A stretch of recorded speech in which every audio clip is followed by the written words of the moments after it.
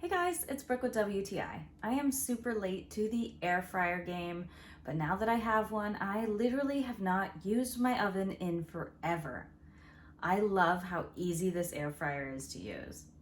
I got the Ninja Foodie 10 quart 6-in-1 DualZone extra large 2-basket air fryer.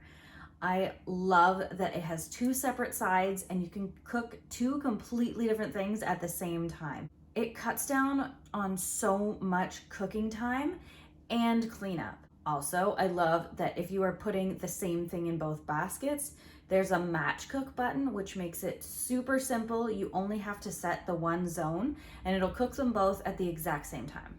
I made a buffalo chicken macaroni and cheese and I made my chicken fingers in the air fryer. It only took me 6 minutes to cook my chicken and they were so perfectly crispy.